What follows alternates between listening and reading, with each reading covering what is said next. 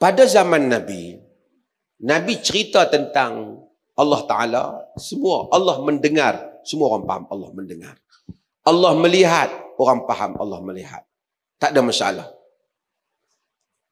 Allah berkata-kata, Allah berkata-kata. Semua orang faham macam tu. Tak timbul masalah. Allah berkata-kata, berkata-kata. Dia mendengar, dia mendengar. Dia melihat, dia melihat. Lagi apa? Allah Ar-Rahmanu 'alal 'arsy istawa. Tuhan Ar-Rahman di atas aras ia beristiwa. Tak ada siapa petikai. Nabi ada musuh, Abu Jahal, Abu Lahab, semua ahli-ahli Quran, ahli-ahli bahasa Arab. Mereka struggle all out untuk dismiss segala dakwaan Nabi tentang ketuhanan. Tapi no one of them, none, tidak ada seorang pun yang kata apa Muhammad, kata yadullah, tangan Allah lah, wajah Allah. Muhammad gila kah?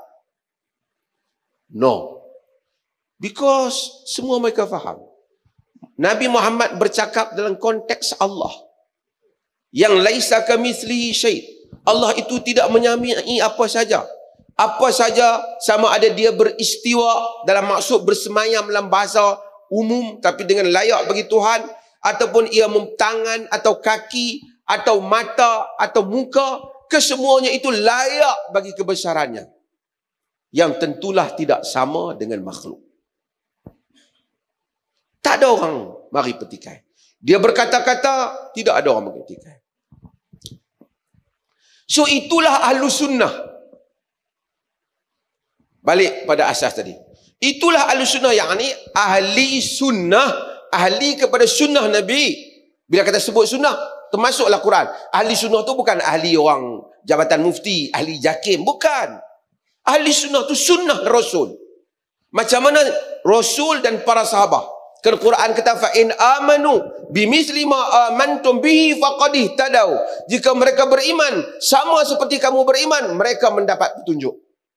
So nobody among the companions of the Prophet sallallahu alaihi wasallam, tidak ada seorang pun di kalangan sahabat-sahabat Nabi sallallahu alaihi wasallam yang timbulkan isu ni. Rasulullah macam mana pula Allah duduk atas arasy?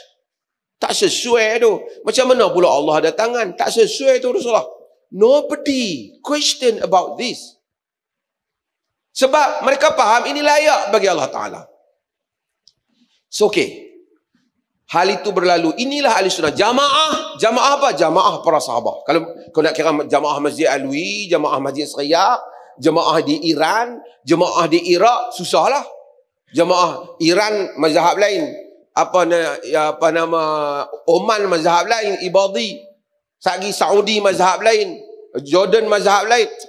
Tentu jamaah yang di-refer dalam hal ni jamaah sahabah radhiyallahu anhum ajma'in. Tuan-tuan clear? Ni bahagian ibadat. Demikian juga bahagian akidah. Satu lagi bahagian ibadah, follow apa yang Nabi buat, kita ikut. Yang dia tak buat, kita tak usah buat. Because agama dia punya. Dia, Allah turun wahyu pada dia, tak turun wahyu pada kita. Itulah Ahlus Sunnah yang dipahami pada versi yang awal. Tuan-tuan clear kan ni? Masuk follow Nabi, follow the best generation. Mereka telah Ahlus Sunnah wal Jamaah. Because, kenapa? Kerana they are granted, mereka itu dijamin oleh Allah bahawa akan selamat. Kalau kita faham yang itu, kita tahu you follow generasi ni, the best. Kita diperoleh ni cenderung untuk remain dengan version yang awal ni. Itu maksud yang diperoleh. Kita kalau boleh apa yang mereka tak bahaskan, kita tak bahaskan. Soal fiqh lain cerita. Soal akidah, apa yang tak menjadi kompleksiti pada mereka, kita percaya seperti mana ada dalam Quran dan Sunnah. Kemudian, hal ini berkelangsungan. Sampai Imam Syafi'i, sampai Imam apa, masih berkelangsungan. Macam itulah orang percaya. Kemudian dunia Islam. Ni saya tak tahu tuan-tuan boleh tangkap sebenarnya perbahasan ni ke tak. Dimasuki oleh satu ilmu falsafah. Ilmu falsafah ni falsafah daripada Yunan. Nak kata semua salah pun sebahagiannya logik yang kuat. Kerana tokoh-tokoh pemikiran agama, teologi di dalam masyarakat Yunan sebelum daripada Arab lagi, sebelum Masihi lagi, mereka telah bahas tentang Tuhan ini dalam ilmu teologi mereka. Dalam perbahasan itu banyak perkara yang mereka bahaskan. Sebahagiannya itu nampak logik yang kuat. Contoh antara benda yang menjadi asas isu pada mereka. Allah ataupun Tuhan is the creator. Dia adalah pencipta. Bila dia pencipta, tentulah semua yang wujud ini dicipta oleh dia. Okey, senang je nak faham. Tapi ada dua perkara yang paling sukar bila kita babitkan untuk faham tentang penciptaan. Satu adalah time, satu adalah space. Satu ialah masa, satu lagi ialah tempat. Artinya tidak ada masa melainkan setelah dicipta oleh Allah. Maksudnya Allah tu tak ada masa. Dia panggil zat Allah tu. Saya tak tahu tuan-tuan boleh faham ke ni. Zat Allah tu, dalam English dia panggil the essence of God. Zat Allah itu tak terikat dengan masa. Pasal dia pencipta masa. Kalau tidak, kalau ada masa, ada zat Allah, siapa yang cipta masa tu? Tuan-tuan faham masa cerita ni? Faham kan? Boleh faham kan ni? Boleh faham kan di belakang? Okey. Buat report pun lagi panjang. Payah lagi pada hak saya nak cerita ni. Yang kedua ialah space, ruang. Ataupun tempat. Tidak ada tempat melainkan setelah diciptakan oleh Tuhan. Berarti Tuhan tidak ada tempat. Ini perbahasan asas. Kerana kalau dah ada tempat, ada Tuhan, siapa yang cipta tempat? Ini menimbulkan satu perbahasan panjang.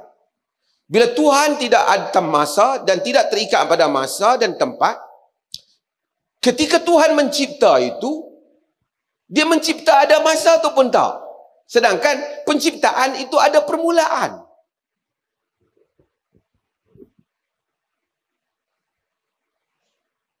Dan kemudian bila dia nak menciptakan tempat, di mana dia menempatkan tempat tu?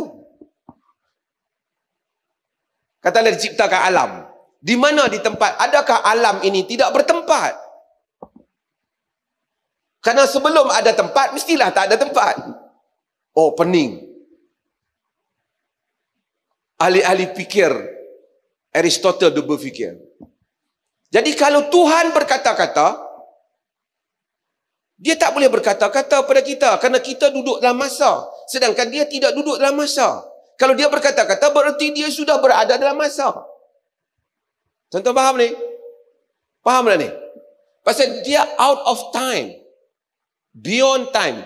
God essence has no time. There is no before and after for God. Tak ada dahulu dan kemudian pada Tuhan. So, kalau kita kata Tuhan berkata-kata, Tuhan berkata-kata, kalau dia berkata-kata dengan saya, artinya dia terikat dengan masa ini. Oh, tak boleh. Ahli-ahli fikir Yunan kata, no.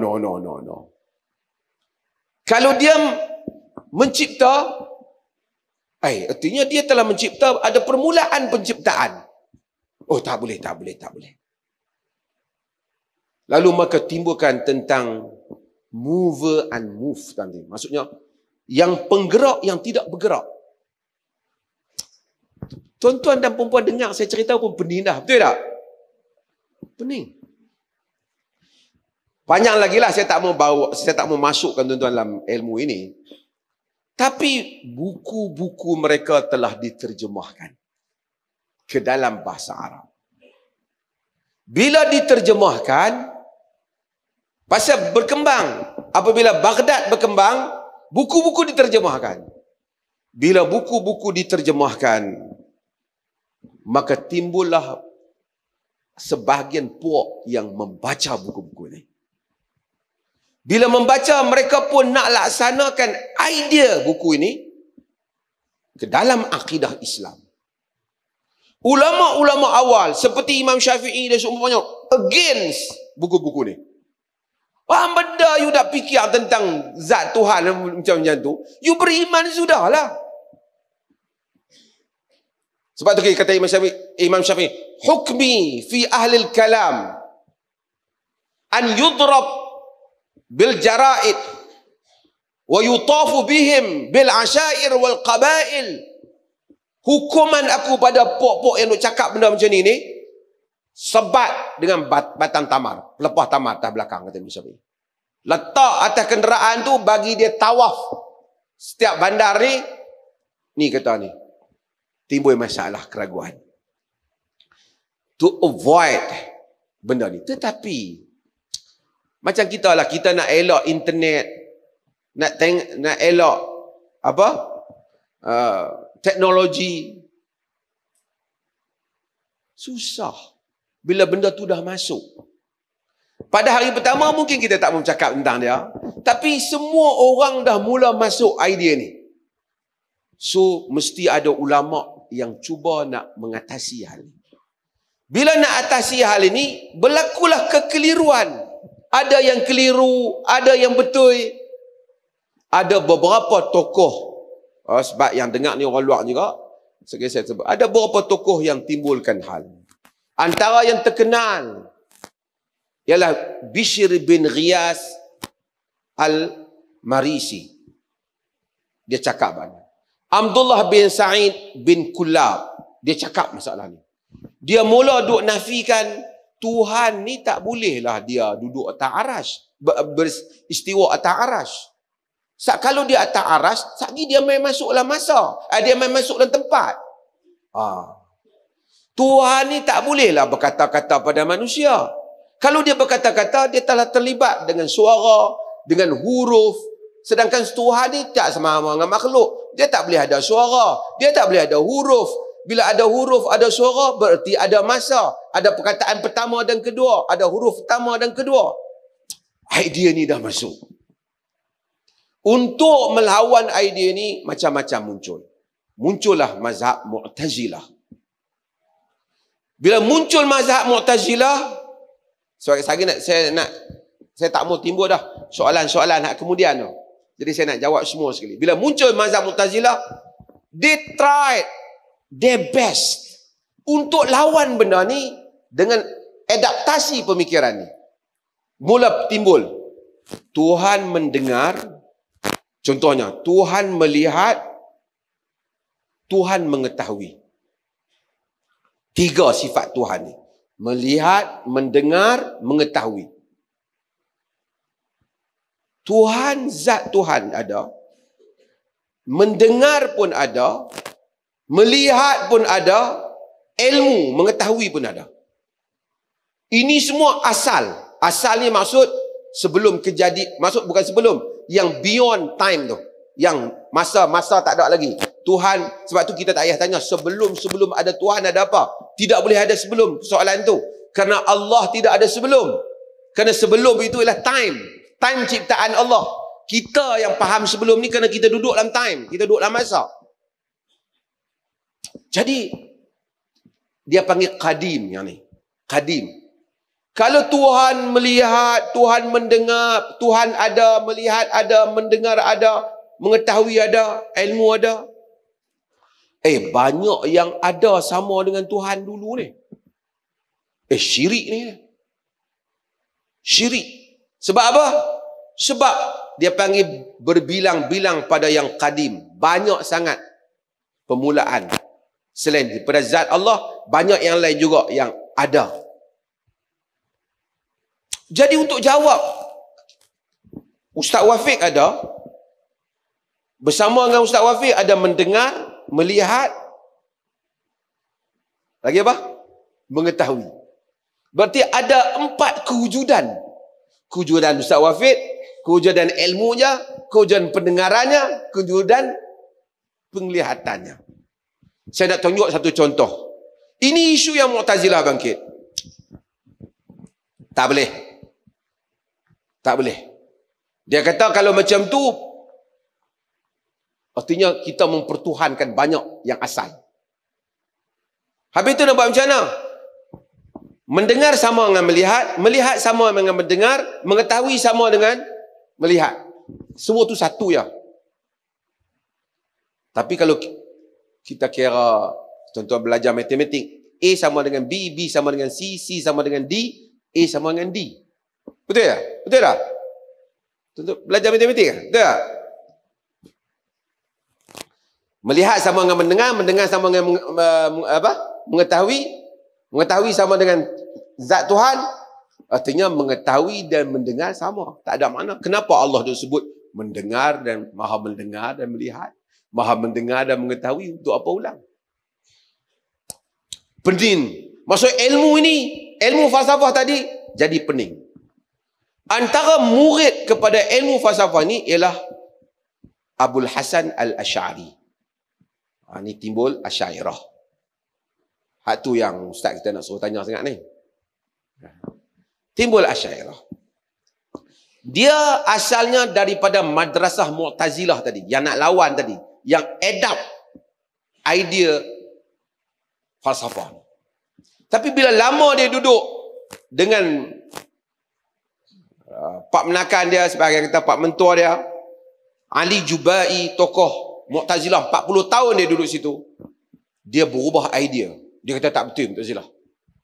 So dia buat aliran baru nak jawab Mu'tazilah. Aliran baru yang dia buat itulah namanya Al-Asy'ariyah. Asalnya tak ada nama lagi masa awal tu. Di kita panggil Asy'ariyah, yang tuan-tuan duk tengok Asy'ariyah tu, yang tu lah. Sebab dia nak lawan hak Mu'tazilah tu. Jadi dia datangkan dengan tafsiran dia.